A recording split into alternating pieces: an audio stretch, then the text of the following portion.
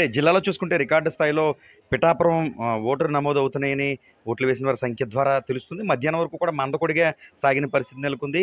ఒక్కసారిగా అంటే ప్రస్తుతం పిఠాపురానికి సంబంధించి 5 గంటల సమయంలో 68.86% పోలింగ్ నమోదైనట్లుగా సంబంధించిన నియోజకవర్గం ఏదైతే పిఠాపురం నియోజకవర్గానికి సంబంధించిన ఎలక్షన్ అధికారి తెలియజేస్తున్నారు.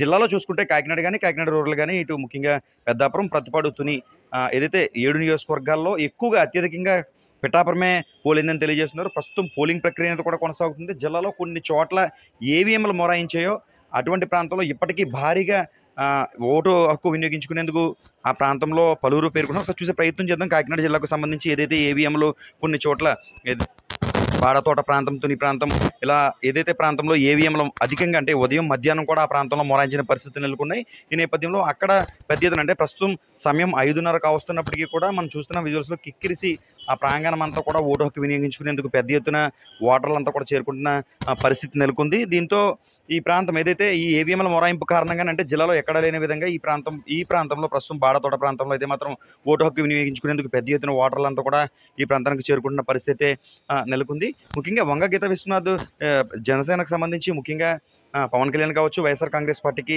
సంబంధించి వంగ గీత విశ్వనాథ్ కావచ్చు గెలుపుపై ఆశాభావం వ్యక్తం చేస్తున్నారు. చూద్దాం కౌంటింగ్లో అంటూ ఎంతో ఉత్సాహంగా వంగ గీత విశ్వనాథ్ మాట్లాడుతున్న పరిస్థితులు కూడా నెలకొన్నాయి. స్థానిక అక్కడ మీడియాతో వంగ గీత విశ్వనాథ్ మాట్లాడారు. ఆ సమయంలో కూడా చూద్దాం ఏ విధంగా ఉంటుందో. ఖచ్చితంగా మేము కౌంటింగ్ కోసమే ఎదురు చూస్తున్నాము, గెలుపు మాదే అంటూ కూడా వైఎస్ఆర్ కాంగ్రెస్ పార్టీకి సంబంధించిన అభ్యర్థిని వంగ గీత విశ్వనాథ్ ఏం వ్యక్తం చేస్తున్నారు. మరోపక్క జన సైనికులు అయితే ఏదైతే మొదటి నుంచి చెప్తున్నారో అత్యధిక మెజార్టీ అంటే 80% ఓటింగ్ మాదే, జన సైనికులకే 80% ఓటింగ్ అనేది పడినట్లుగా కూడా వారు పేర్కొంటున్నారు. ఈ నేపథ్యంలో ఎవరికి వారు గెలుపు గుర్రంపై అయితే ఆశాభావం వ్యక్తం చేస్తున్నారు. పెద్ద మొత్తంలో జనసేనకు అత్యధిక ప్రజలు కావచ్చు పలువురు కూడా మద్దతు తెలిపారంటూ జన సైనికులు కానీ, జనసేనకు సంబంధించిన అభిమానులు కానీ పెద్ద ఎత్తున పేర్కొన్న పరిస్థితి నెలకొంది. వైఎస్ఆర్ కాంగ్రెస్ పార్టీకి సంబంధించి కూడా వారి ఆశాభావం ఏదైతే వైఎస్ఆర్ కాంగ్రెస్ పార్టీ నేతలు కావచ్చు, కార్యకర్తలు కావచ్చు వీరంతా కూడా ప్రత్యేకంగా లేదు గెలుపు మాదే అంటూ వారు కూడా పేర్కొంటున్నారు. ఏదేమైనా ప్రస్తుత పరిస్థితుల రీత్యా ఏదంటే రాష్ట్రమే కాదు దేశం అంతా కూడా ముఖ్యంగా పిఠాపురం పైన చూస్తుందని చెప్పుకోవచ్చు. అటువంటి తరుణంలో పిఠాపురం గెలుపు ఎలా ఉండబోతుంది? పిఠాపురం ఎవరు అంటే ఊహాగానాలకు ఎవరు ఊహించిన విధంగా ఒకవేళ తీర్పు రాబోతుందా, ఇక్కడ పరిస్థితులు ఏ విధంగా ఉంటాయి అన్నది చెప్పలేని పరిస్థితి నెలకొంది. ప్రస్తుతం 5:30 గంటల ప్రాంతంలో జిల్లాలో ఎక్కడ లేని విధంగా 68.86 అంటే ఓటు హక్కును వినియోగించుకునేందుకు మధ్యాహ్నం వరకు మందకొడిగా జిల్లాలో ఎక్కడ లేని విధంగా 12 గంటల వరకు అయితే మాత్రం ఒక పిఠాపురంలోనే మందకొడిగా సాగింది. నిజానికి ఆ సమయంలో మనం అనుకున్నాము ఓటు హక్కు వినియోగించుకునేందుకు ప్రజలు మొక్కు చూపించట్లేదు. ఒకవేళ వాతావరణం ఎండ బాణుడు తన ప్రతాపాన్ని చూపిస్తున్న తరుణంలో అందుకనే చూపించలేదా, లేక ఇతర కారణాలు ఉన్నాయని ఆ సమయంలో మనం ఒక విశ్లేషణ కూడా తెలియజేస్తాం. అనంతరం దాదాపు 1 గంట నుంచి ఒకసారిగా సీన్ మారిపోయిన పరిస్థితి నెలకొంది. జిల్లాలో ఎక్కడ లేని విధంగా పిఠాపురంలో ఓటు నమోదవుతున్నాయి. ఎప్పటికీ కూడా కొన్ని ప్రాంతాలు అంటే పిఠాపురానికి సంబంధించి పిఠాపురం పట్టణం కావచ్చు, రూరల్ ప్రాంతాల్లో ఎప్పటికీ ఓటు హక్కును వినియోగించుకునేందుకు పెద్ద ఎత్తున చేరుకుంటున్న పరిస్థితి. మరొక అరగంట కాలం అంటే ప్రస్తుతం 5:20 నిమిషాల నుంచి ఇంకొక 40 నిమిషాలు మాత్రమే ఓటు హక్కు వినియోగించుకునేందుకు ఓటర్లకు అవకాశం ఉంది. ఇదంతా కూడా అంటే పెద్ద మొత్తంలో ఇటు పవన్ కళ్యాణ్కి సంబంధించిన అభిమానులు కావచ్చు, జనసేన మెగాస్టార్ ఇలా మెగా ఫ్యామిలీకి సంబంధించిన అభిమానులు కావచ్చు, మరోపక్క వైఎస్ఆర్ కాంగ్రెస్ పార్టీ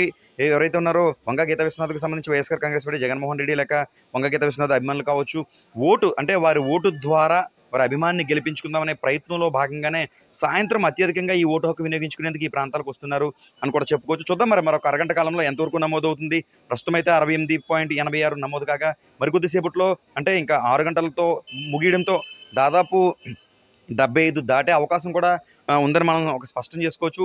అంచనాలుగా అంటే 75 నుంచి 80 కూడా వెళ్ళే అవకాశం కూడా ఉందని చెప్పుకోవచ్చు. జిల్లాలో ఎక్కడా లేని విధంగా పిఠాపురంలోనే ఓటర్లు తమ ఓటు హక్కును వినియోగించుకుంటున్నారని కూడా చెప్పుకోవచ్చు.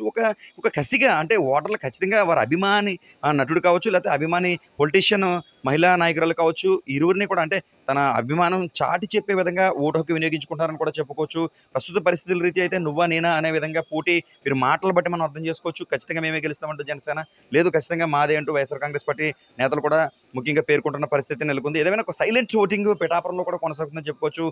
కాకినాడ నగరంతో పాటు రూరల్ ప్రాంతాల్లో కూడా ముఖ్యంగా ఈ మందకొడిగా సాగినప్పటికీ సాయంత్రం చేసి అందుకుంటున్న పరిస్థితి నెలకొంది. ప్రతిపాడు కూడా అదే పరిస్థితిలో చెప్పుకోవచ్చు. దాంతోపాటు పెద్దాపురం ఏదైతే గతంలో తెలుగుదేశం పార్టీకి సంబంధించి ఒక సీనియర్ నేతగా ఉన్న నిమ్మకాయల చంద్రరాజప్ప ఆ ప్రాంతంలో తెలుగుదేశం పార్టీ నుంచి పోటీ చేస్తున్నారు. ఆ ప్రాంతంలో కూడా ఓటర్లు తమ ఓటు హక్కు వినియోగించుకునేందుకు పెద్ద ఎత్తున బారులు తీరుతున్న పరిస్థితి కనిపిస్తుంది. ఇక చివరిగా తుని చూసుకున్నట్లయితే మంత్రి దాడిశెట్టి రాజా ప్రస్తుతం వైఎస్ఆర్ కాంగ్రెస్ పార్టీ అభ్యర్థిగా మంత్రి దాడిశెట్టి రాజా ఉన్నారు.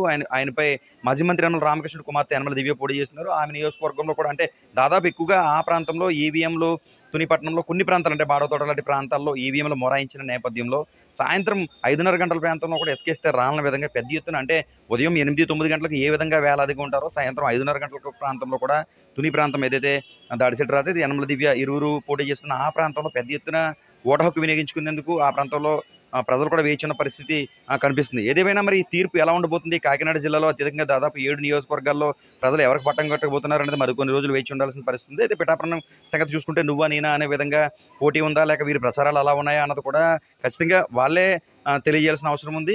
ఓటు హక్కు అయితే మాత్రం పెద్ద మొత్తంలో అంటే జిల్లాలో ఎక్కడ లేని విధంగా పిఠాపురంలో మాత్రం ఓటు హక్కు వినియోగించుకుంటున్నారు. తన అభిమాన నటుడికి ఖచ్చితంగా ఒక నాయకుడిని చేయాలని జనసేనకు సంబంధించిన నాయకులు కావచ్చు, కార్యకర్తలు కావచ్చు, అభిమానులు కావచ్చు ఒక విధంగా పట్టుబట్టుకున్నారు. అదేవిధంగా వైఎస్ఆర్ కాంగ్రెస్ పార్టీకి సంబంధించి కూడా అభిమాన నాయకురాలుగా గతంలో మంచి పట్టున్న నాయకురాలుగా పిఠాపురంలో కూడా పీఆర్పీ నుంచి ఒక ఎమ్మెల్యేగా చేశారు ఆవిడ. ప్రస్తుతం కాకినాడ ఎంపీగా ఆవిడ పనిచేస్తూ ఉన్నారు. ఆవిడ కూడా ఒక ఆప సామాజిక వర్గానికి చెందిన మహిళలు ఒక గట్టి పట్టు మహిళలో కూడా ఆవిడ కొందని చెప్పుకోవచ్చు. ఈ నేపథ్యంలో ఆవిడని కూడా ఒక ఉన్నత స్థాయిలో చూడాలని పిఠాపురం చూస్తుందా అంటే పరిస్థితులు బట్టి చూసుకోవచ్చు. ఏదేమైనా నువ్వా నేనా అనే విధంగా ఓటింగ్ ప్రక్రియ అనేది మాత్రం పిఠాపురంలో కొనసాగుతుంది. మరి చూద్దాం 6 గంటల తర్వాత ఎంతవరకు పర్సెంట్ ఓటింగ్ అనేది ఇక్కడ కొనసాగుతుంది, ఎంత మేరకు ఎవరికి పట్టం కట్టబోతున్నారు అనేది కౌంటింగ్లో తెలియాల్సింది. ఏదేమైనా రాష్ట్రమే కాదు దేశమంతా పిఠాపురం వైపు చూస్తుంది. ఎప్పటికప్పుడు న్యూస్ 18 టీం అంతా కూడా ప్రత్యేకంగా పనిచేస్తుంది. పిఠాపురంలో జరిగే ప్రతి సన్నివేశాన్ని ప్రజలకు చేరవేస్తుంది. ప్రస్తుతం పిఠాపురంలో పరిస్థితి. న్యూస్ 18 సూర్యప్రకాష్, ఉమ్మడి తూర్పుగోదావరి జిల్లా ప్రతినిధి.